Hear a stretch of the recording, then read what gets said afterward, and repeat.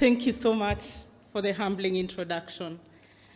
As I sat here in the morning, I believe my work is already done because all the keynote speakers in the opening sessions, there is none of them who failed to touch on issues of the non-communicable diseases among the adolescents and the young people. Am I right? Did you all hear that? Yes. Yeah.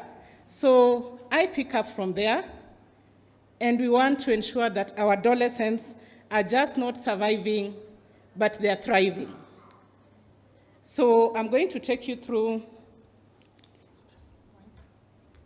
It's not showing.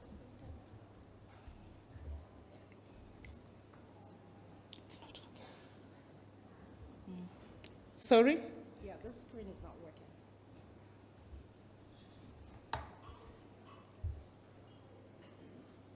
It's off. I use my tablet because it's showing up.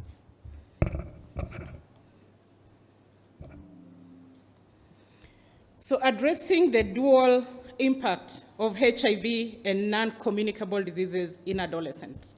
So what are non-communicable diseases?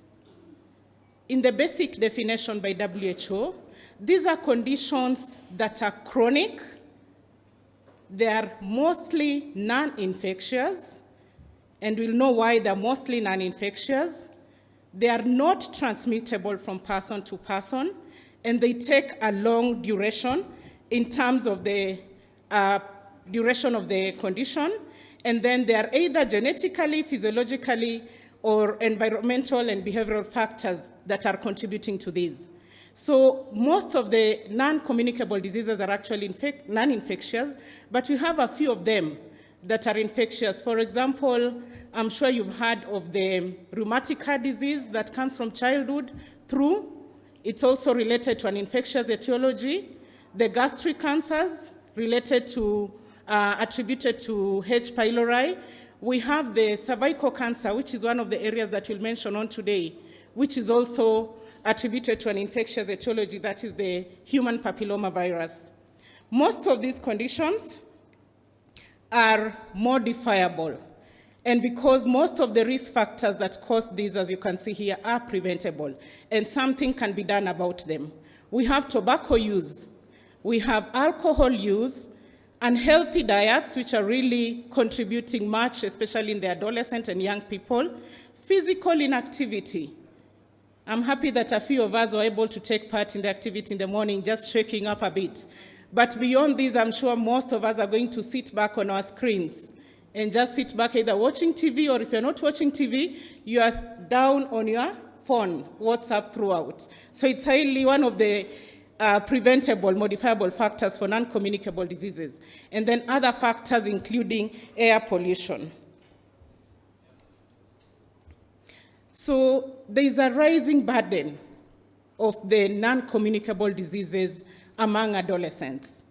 When you look at the data, as it's being shown here with us, non-communicable diseases are causing around 41 million deaths. That is around 71% of the mortalities, with 80.6% of the years survived with disability. All these attributable to the non-communicable diseases we've mentioned.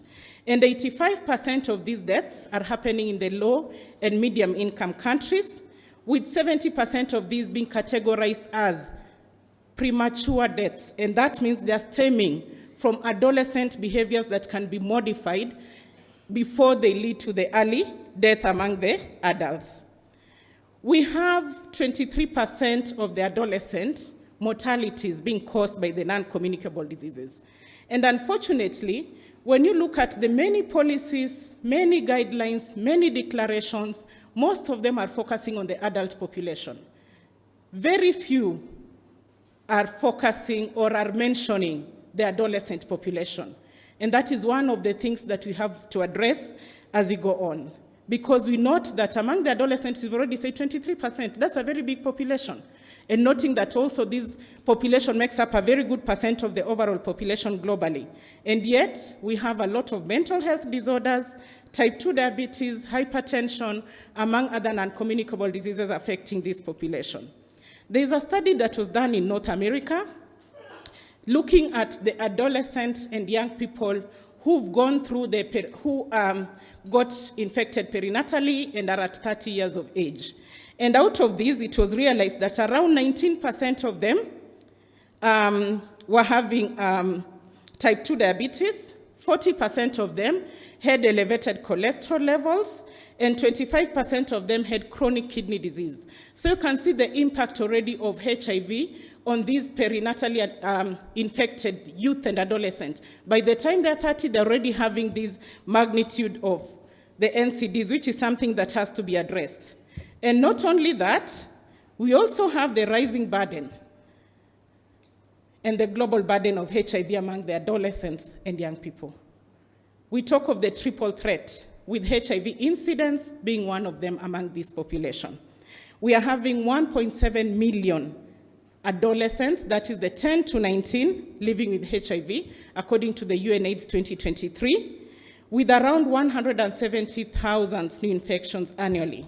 And when you look at these, adolescent girls and young women are disproportionately affected, accounting for almost 70% of the new infections in sub-Saharan Africa.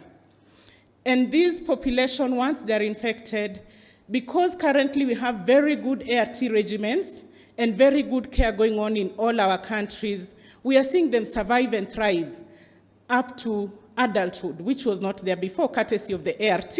So it's giving them longevity. And what is happening? The coupling of both the longevity from the ART and the fact that they've been infected earlier, so they are aging with the disease, it's predisposing them more to the non-communicable diseases. And that is why it's important for us to be able to address the same. So there is the intersection of HIV and the non-communicable diseases in the adolescent, where we have three key players, that is the host, the virus, and the antiretrovirals. We've already mentioned some of these. When you look at the host, that is the person, this adolescent in front of me. We have genetic factors already in place, whereby some of these conditions are hereditary, like the diabetes, and that's why when you go to the hospital settings, they always ask you, do you have a history of diabetes, history of hypertension? And then now coupled with the lifestyles that you've already talked about, the sedentary lifestyles, the KFCs and the pizza inns, that every other time, that's where we rush to. I'm sure all of us, over the tea break, we've indulged in unhealthy diets. We are here to prevent, but we are also promoting to those unhealthy diets. So all these lifestyles, we've already talked about the alcohol among the adolescent and young people. We've already talked about the smoking, which also starts at this age group. So all these lifestyles contribute in one way or another to the risk of getting the NCDs because they modify our bodies in one way or another. I'm trying to make it simple for the adolescent here to understand. We've already talked about the high lipids in our body contributing to the cardiovascular diseases. We've already talked about when you are smoking or taking alcohol, all those, they lead to some sort of inflammation or changes within our bodies that predispose us to the non-communicable diseases. Now, combine that with HIV.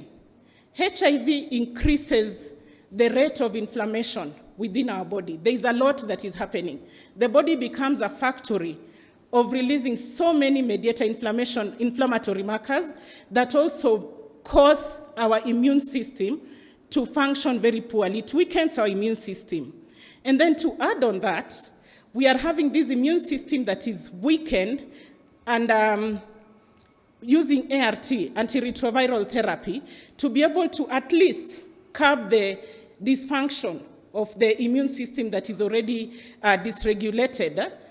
These ART, as much as they're going to help us in terms of reducing the inflammation and restoring the immune function of our body system, most of them also, and especially when you talk of the protease inhibitors, which we use, and some of the non-NRCIs, they also have side effects that might lead to increased lipids in the body, that might modify the way the vessels in our bodies are.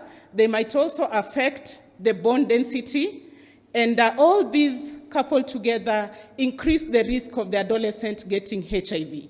So it's always important to note, it's not a one approach, it's not a singular factor or attribute that leads to this, but there is an intersection of the host, the virus, and the antiretroviral therapy that all predispose our adolescent to the high risk of getting NCDs.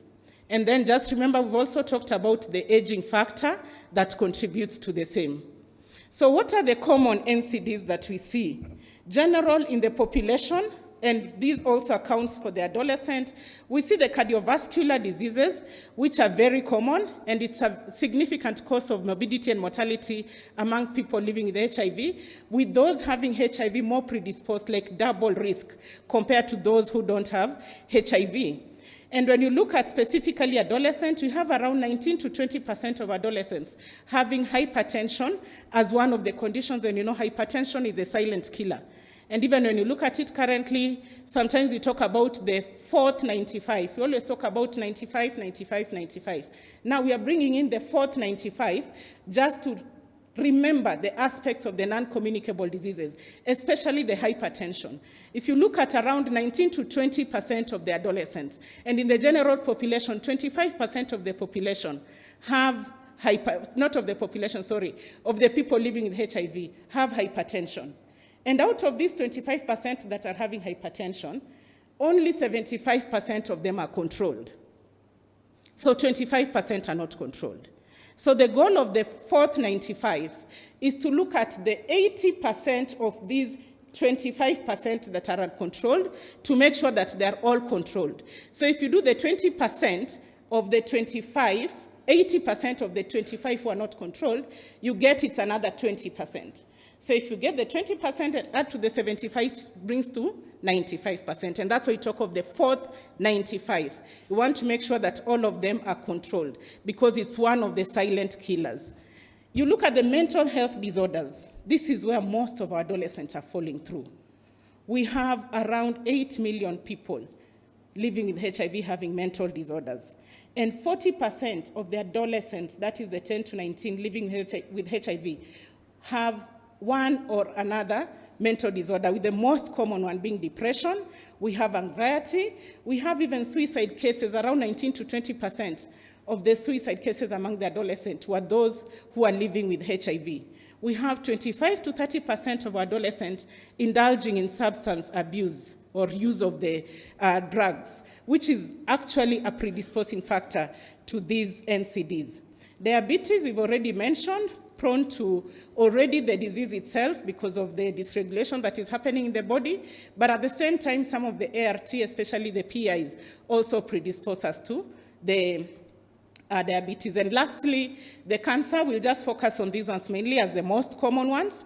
So the cancer, we know very well that people living with HIV are at higher risk of cervical cancer, and there are some more specific types of cancers that are prevalent in people living with HIV, like the lymphomas, the Kaposi sarcoma, which are common in this population. What do we see among the adolescents living with HIV having NCDs and adults? Adolescents are not adults, and adults are not adolescents. So we need to look at them as two different populations. So the prevalence among adults is normally the heart disease, diabetes, and cancer, while in the adolescent, the most common NCDs that we see are mental health disorders, followed by obesity because of the sedentary lifestyles, and then the type 2 diabetes also because already of the dietary factors, and my colleague will talk about it, and then hypertension. The risk factors for the adults is mostly long-term exposure to the tobacco, alcohol, poor diet, and stress. But among adolescents, it is just when they're starting, and the most common predisposing factor is the unhealthy eating habits. And then the physical inactivity secondary to long screen hours that is contributing to the same. And then, as we've already said, around 20% of them are already using drugs and alcohol, which is a predisposing factor.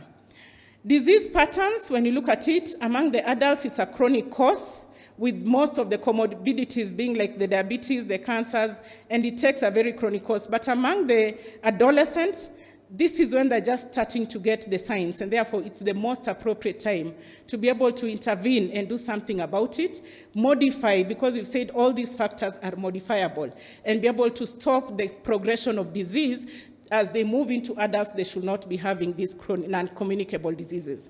So the management need for the adult, mostly, you need medication, but for the adolescent, just simple, change your diet, physical exercise, rehabilitation for those who are using drugs and alcohol so that they can be able to stop these behaviors, and then there will be no progression into the chronicity of the conditions.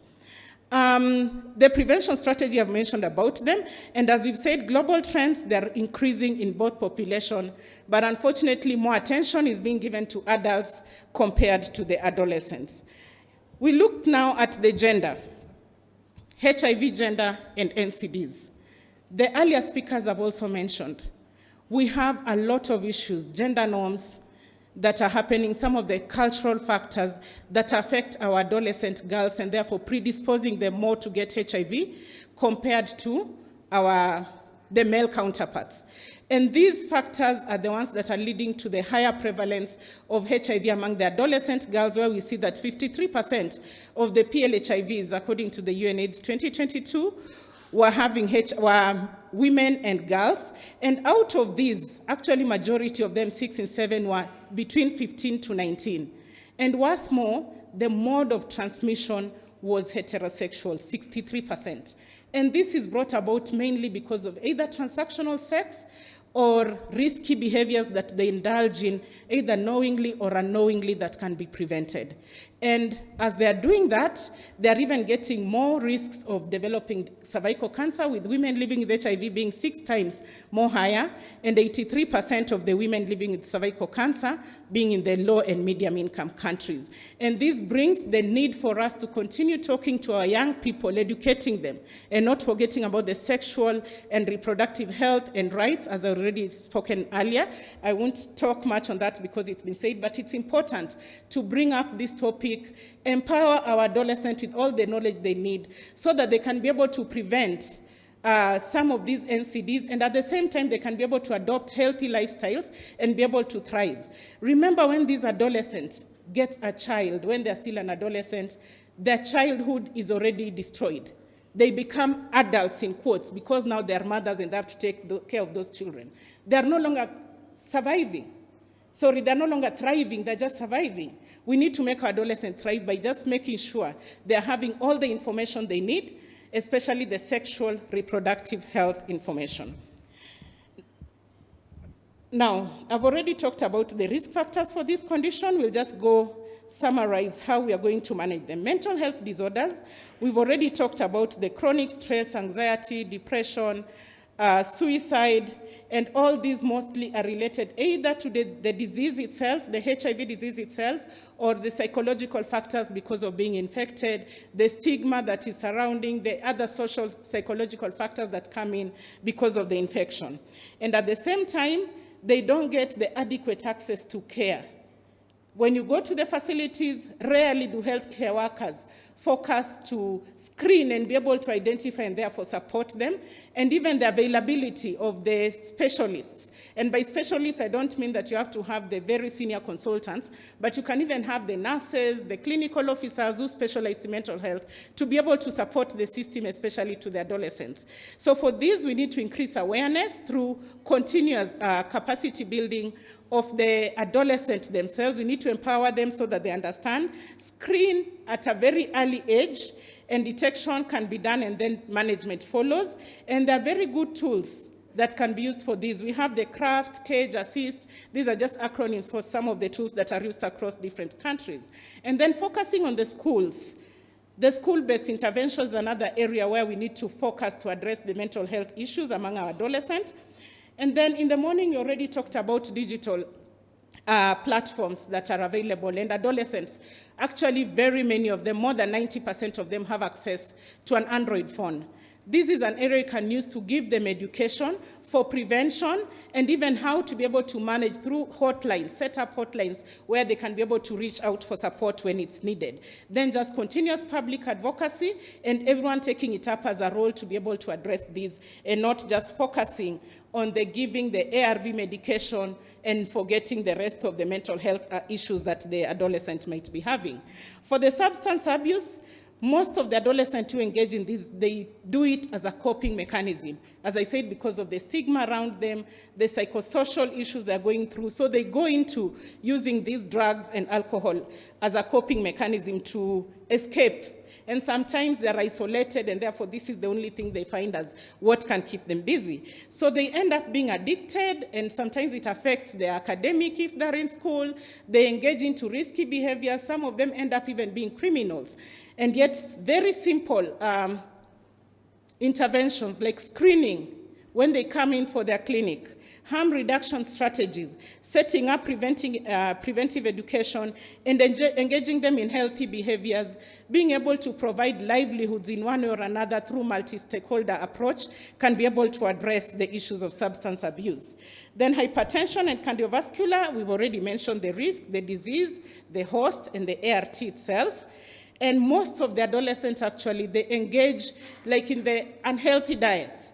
They don't understand the risks, and because nobody's talking out to them. So focusing when they come to the facilities, just taking the simple BP. For the adolescents who are within the age group for getting the HPV vaccine, let them get the HPV vaccine. Modify, tell them about lifestyle modification, the importance of physical activity, dietary that they're going to that is going to be healthy for them. Then policy interventions, right from national level. Can we be able to adopt those policies that are going to be friendly to these adolescents towards prevention of the hypertension and cardiovascular risk as a way of addressing these among our adolescents? And lastly, the diabetes, whereby just routine screening when they come to the clinic. And most of our guidelines, I've looked at the national different countries, they have a clear algorithm for all the people living with HIV. When do you do a screen for diabetes? When do you do a screen for hypertension? All this is there. Hypertension is every visit when they come in. When do you do a lipid profile? So just adhering to those so that we are moving them away from just papers or textbooks or policies lying in our desk and practically implementing them can be a very great step towards improving our care among these adolescents and young people. One of the key areas that we need to focus as we are doing all these activities is integration. There is no way we'll succeed in addressing NCDs without integrating services. And there are different levels of integration. Community, we've talked of primary health care this morning. And one of the speakers who was here mentioned the issues of the community health promoters not doing the right thing. But what I'm just wondering, and I believe we have policymakers in this room, why don't we include the adolescent as part of this community health promoters? Why can't they be CHPs? Why can't they lead their own health? Because you're taking a different population and making them to be CHPs over these adolescents, and yet at the same time you're talking about empowering, about adolescent-led, peer-led interventions. So they're not going to communicate, they'll not connect. CHP akija hapo na adolescent anasema anguka nayo. Wataanguka kweli? They won't. So it's important to involve the adolescent themselves right from the grassroots. Let the adolescent be part of the people, because they know where to get their peers. Let them be part, let them be capacity built to go out there, be able to screen for cervical cancer. And screening is just basically the questions. When were you last screened as a female? You are within the age. You are eligible right now. Can you go to this facility and be able to have your screening done as per the guidelines? A simple lipid, when was it last done? You know, a simple BP, they can be given the BP machines and be able to take up a BP. So let us empower our adolescents to be able to take up these community activities as part of integration. At the facility level, we also bring in the integrated screening approach for the NCDs at all levels. We only don't focus the adolescent coming to the CCCs, the comprehensive care center, but even within the comprehensive care center, let us ensure that we are screening And those who need support, those who need management, they are getting the management as a one-stop shop integrated and not being sent across to another place whereby they might not even get there. They'll just seep through as they are moving from one point to another. Then leveraging on the already platforms that are there, that is the Comprehensive Care Center. We have other programs maybe that are doing the non-communicable diseases. So leveraging together and working in synergy is one of the ways that is going to support us in this goal of integration. Then differentiated service delivery models, that is model 4, where you are able to offer these as a DSD model, either at community or facility level for those who are having both the NCDs and HIV. And the last is looking at the whole population. When you do the population, we are not just thinking of those who are infected, because those who are not infected, unless something is done, they are the ones who are going to come in next infected. So let these strategies fall across both for those who are infected and those who are not infected. And not forgetting, the other one, that just bringing in the other social determinants of health. So look at the economic empowerment, look at the education environment, and addressing the other psychosocial issues that they may be having. So when you're talking about integration, you need to look across all levels. It's not just at the facility. The leadership and governance have to take lead on that. As a country, recently there was a summit that was held in June, just looking at integration, and there's a committee that is set up to look into it. So as all the countries represented here, are we adopting right from the WHO goals of integration and following through in ensuring that we are actually moving towards our services at the facility level being integrated? The health system financing, are we still so much donor dependent? Or we are going to look at it, if I'm a facility manager, how am I going to ensure that all services, when I'm doing the budget for the facility, when I'm doing the work plan for the facility, it is cutting across all the disease conditions and not targeting one area and leaving out another? Like right now, the ARVs are free. But when you have an NCD, you have to buy the medication. How are you making it friendly for the adolescent to be able to get the medication?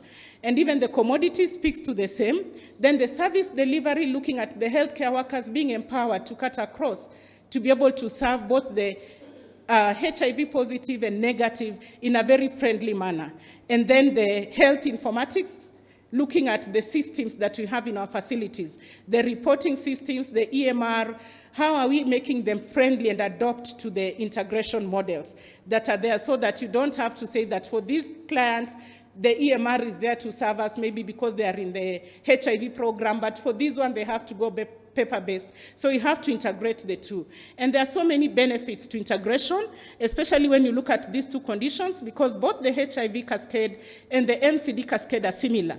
You can have prevention done at all levels, diagnosis, the enrollment into care, the chronicity of follow-up, and all these, when done together, is actually more beneficial as we move away from the vertical to the diagonal. Diagonal is where you say now everybody who is having, like the adolescent living with HIV, having HIV, they're seen in the CCC. Now we move to the horizontal, which is the best approach of looking at a person as an individual, serving them holistically and not serving them because I'm having HIV or because there's so many issues. There are the sexual reproductive health issues, there are the economic issues. So all of them you need to look at that adolescent walking in as an individual. Okay, just about to end.